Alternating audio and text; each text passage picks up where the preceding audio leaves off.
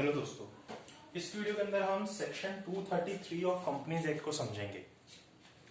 Section 233 जो है वो बात करता है फास्ट ट्रैक मर्जर की, क्योंकि जब हम सेक्शन 232 230 पढ़ते हैं तो उसके अंदर हमें नॉर्मल मर्जर के बारे में बता रखा है जिसका प्रोसेस बहुत ज्यादा लंबा है।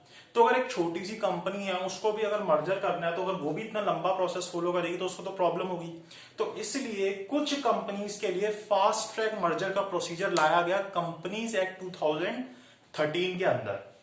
अभी कंपनीज एक्ट 2013 में लाया गया तो ये सबके ऊपर एप्लीकेबल नहीं है, ये सिर्फ small companies and holding and subsidiary companies के ऊपर एप्लीकेबल है। सब्सिडरी की जो होली ओन्ड सब्सिडरी कंपनीज है इन्हीं दोनों के ऊपर ये सेक्शन एप्लीकेबल है।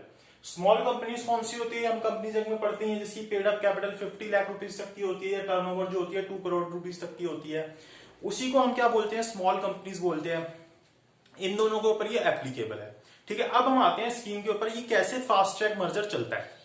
देखिए, इसके अंदर हम थोड़ा सा प्रैक्टिकल स्टेप्स को साथ में लेते हुए चलते हैं। सबसे पहले हम क्या करते हैं, जब भी हमें फास्ट ट्रैक मर्जर करना है तो दो कंपनीज आपस में मिलेंगी मर्जर में, तो क्या करेंगे, हम देखेंगे कि जो दोनों कंपनी जिनका मर्जर हो रहा है क्या उनके आर्टिकल ऑफ एसोसिएशन के अंदर ये बात लिखी गई है कि वो मर्जर कर सकते हैं या नहीं कर सकते।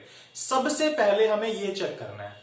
अगर लिखी गई है तो बहुत सही, हम आगे बढ़ेंगे। अगर नहीं लिखी गई तो सबसे पहले हमें आर्टिकल ऑफ एसोसिएशन को अमेंड करना पड़ेगा और इस बात को ऐड करना पड़ेगा। अब आर्टिकल ऑफ एसोसिएशन को कैसे अमेंड करते हैं ये हमने आगे के जो सेक्शन है वहां पे सीख रखा है। अब देखिए, सबसे पहले हमने देखा कि भाई आर्टिकल ऑफ एसोसिएशन में ये बात है या नहीं है, नहीं है तो चेंज करके ले आए। अब हम सबसे पहले क्या करेंगे, हमें कुछ भी करना होता है कंपनी में, सबसे पहले हम क्या करते हैं, सबसे पहले हम बोर्ड मीटिंग बुलाते हैं, क्योंकि कंपनी का डिसीजन कौन लेता है, बोर्ड के मेंबर्स लेते हैं, डायरेक्टर्स लेते हैं। तो बोर्ड मीटिंग बुलाएंगे, सबसे पहले हम बोर्ड मीटिंग बुलाएंगे और एक ड्राफ्ट स्कीम बनाएंगे मर्जर की। एक ड्राफ्ट स्कीम बनाएंगे कि हमारे मर्जर में होगा क्या, एक ऐसे ड्राफ्ट सा बना लेंगे। उस ड्राफ्ट को बनाने के बाद हम क्या करेंगे, सबसे पहले हम अपनी फाइनेंशियल स्टेटमेंट बनाएंगे। फाइनेंशियल स्टेटमेंट के अंदर हमारे क्या असेट्स हैं, क्या लायबिलिटीज हैं, वो सारी बातें आ जाएंगी। जब हमने फाइनेंशियल स्टेटमेंट बनाया और साथ ही साथ हम क्या करेंगे, अपने ऑडिटर से जो उसकी रिपोर्ट है वो प्रिपेयर कराएंगे कि भाई अपनी रिपोर्ट प्रिपेयर कर दो, आप अपने ओपिनियन वगैरह जो भी आपने देना है मेरी फाइनेंशियल स्टेटमेंट को देख के वो अपनी रिपोर्ट जो है प्रिपेयर कर दो। वो सब प्रिपेयर हो जाएगी।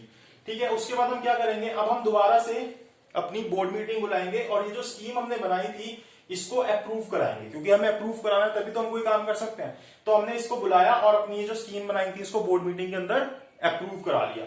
अब अप्रूव हो गई, अब हमारा जो है मेन प्रोसीजर स्टार्ट होता है। अब क्या करेंगे, जो दोनों ही कंपनी है, ट्रांसफर कंपनी, ट्रांसफरी कंपनी, दोनों ही कंपनी नोटिस सेंड करेंगी। वो जो नोटिस सेंड करेंगी वो कौन से फॉर्म में करेंगी, CAA 9 के अंदर। हो सकता है थोड़े से वर्ड छोटे हैं तो मैं बोल रहा हूं तो आपको समझ आता रहेगा। वो नोटिस सेंड करेंगी CAA 9 फॉर्म के अंदर। किस किस को सेंड करेंगी, ROC और ऑफिशियल लिक्विडेटर को नोटिस सेंड करेंगी। ठीक है, और 30 डेज के अंदर जो होता है ये जो ROC या ऑफिशियल लिक्विडेटर है अपने सजेशन या कोई ऑब्जेक्शन देंगे। अगर कोई इनको लगते हैं कि भाई कोई चीज की कमी है, कुछ भी चीज है, तो वो अपना ऑब्जेक्शन लगा देंगे, या उनको लगता है कि ये चीज चेंज होनी चाहिए, ये चीज होनी चाहिए, वो अपना सजेशन दे देंगे विद इन 30 डेज। ठीक है, अब ये काम हो गया, 30 दिन बीत गया, उनकी तरफ से कुछ नहीं आया।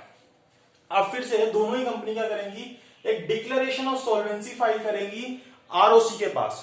ROC के पास डिक्लेरेशन ऑफ सॉल्वेंसी फाइल करेंगी, कौन से फॉर्म के अंदर, फॉर्म CAA 10 के अंदर। ठीक है, यहां तक पहुंच गए, हमने डिक्लेरेशन ऑफ सॉल्वेंसी कर दी। उसके बाद क्या होगा, नोटिस सेंड किया जाएगा। अब हमें कोई मीटिंग बुलानी है तो उसके लिए नोटिस सेंड किया जाता है। वो नोटिस जो है 21 दिन पहले भेजा जाता है, जब भी मीटिंग कंडक्ट करानी है उससे पहले 21 दिन का डिफरेंस होना चाहिए। वो डे एक्सक्लूड होता है भेजने वाला और जिस दिन मीटिंग होनी है वो। किस किस को आप ये नोटिस भेजोगे, आप 2 मीटिंग बुलाओगे, एक आप शेयर होल्डर की मीटिंग बुलाओगे और क्रेडिटर की मीटिंग बुलाओगे। शेयर होल्डर की, क्रेडिटर की मीटिंग बुलाओगे, क्योंकि क्रेडिटर ने पैसा लेना है हमसे और शेयर होल्डर की तो कंपनी है ही, तो इन दोनों की मीटिंग बुलाई और इनको कंडक्ट करते हो। अब आपने नोटिस भेजा, शेयर होल्डर की मीटिंग बुलाई, उस मीटिंग को कंडक्ट करते हो और ये जो स्कीम है इसको दोनों से अप्रूव कराते हो। और ये जो क्रेडिटर जब इसको अप्रूव करता है उनको 9/10 मतलब 9/10 मेजोरिटी, 90% मेजोरिटी से अप्रूव करना पड़ता है इस स्कीम को। अब ये स्कीम जो है शेयर होल्डर ने भी अप्रूव कर दी, क्रेडिटर ने भी अप्रूव कर दी, सब कुछ हो गया। अब जो ट्रांसफरी कंपनी है, कौन सी कंपनी, ट्रांसफरी कंपनी जो है वो क्या करेगी, जो भी रिजल्ट आया इस दोनों का, जो हमने मीटिंग करी क्रेडिटर की और शेयर होल्डर की, उसके रिजल्ट को ऑफिशियल लिक्विडेटर आरओसी और आरडी के पास फाइल करेगी, और ये with in 7 days of meeting of creditors करना होता है। जिस दिन क्रेडिटर की मीटिंग बुलाई उसके 7 दिन के अंदर ट्रांसफरिंग कंपनी को ये इनके पास फाइल करना होता है। आरओसी के पास फाइल होता है फॉर्म GNL 1 के अंदर। ऑफिशियल लिक्विडेटर जो होता है उसको बाय हैंड डिलीवरी की जा सकती है या फिर स्पीड पोस्ट से भेजा जा सकता है। स्पीड पोस्ट से भेजना ज्यादा बेहतर रहता है क्योंकि उसका हमारे पास प्रूव हो जाता है। और आरडी के पास जो होता है CAA 11 फॉर्म के अंदर फाइल होता है। अब ये इनको दिया तो ऑफिशियल लिक्विडेटर और आरओसी जो है उनको लगता है कि भाई इसके अंदर कोई कमी है या कुछ भी है, तो वो जाके किसको बताएंगे, आरडी को बताएंगे। उन्हें लगता है कोई कमी नहीं है, वो भी आरडी को बताएंगे, कमी लगती है तो तब भी आरडी को बताएंगे। अब जो रीजनल डायरेक्टर है वो उसको देखेगा स्कीम को। अगर रीजनल डायरेक्टर को कोई इनके बताने के बावजूद भी लगता है नहीं सही है, या फिर आरडी को लगता है कि नहीं नहीं अभी गलत है ये, तो वो क्या करेगा, जो ट्रिब्यूनल है NCLT है उसके पास एप्लीकेशन फाइल करेगा CAA 12 के अंदर।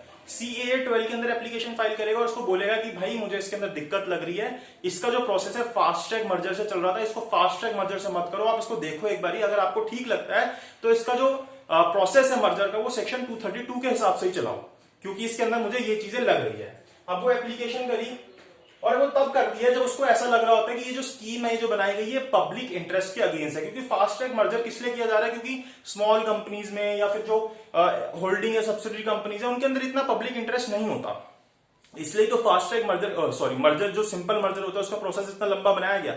अब यहाँ पे अगर पब्लिक इंटरेस्ट इफेक्ट हो रहा है तो फिर आ जाओ वापस 232 में आ जाओ, उसके हिसाब से मर्जर करेंगे। अगर मान लीजिए ट्रिब्यूनल ने डिसअप्रूव कर दी तो आप 232 के हिसाब से चले जाओगे। अगर अप्रूव कर दी तो आपको ये आरओसी के पास फाइल करना होगा, दोनों ही कंपनी के आरओसी के पास within 30 days of approval, जब भी अप्रूवल मिला, और ये INC 28 के अंदर फाइल होता है। ये होने के बाद आपका मर्जर हो जाएगा और जो तो कंपनी थी वो ऑटोमेटिकली खत्म हो जाएगी। तो ये हमारा प्रोसेस है किसका, फास्ट ट्रैक मर्जर का, कि किसी को अगर फास्ट ट्रैक मर्जर करना हो तो किस तरीके से कर सकता है। सो इस वीडियो के लिए इतना ही। आई होप आपको वीडियो में समझ आया हो, अच्छी लगी हो, तो अगर अच्छी लगी हो तो उसको लाइक कीजिएगा, शेयर कीजिएगा और चैनल को सब्सक्राइब कीजिएगा।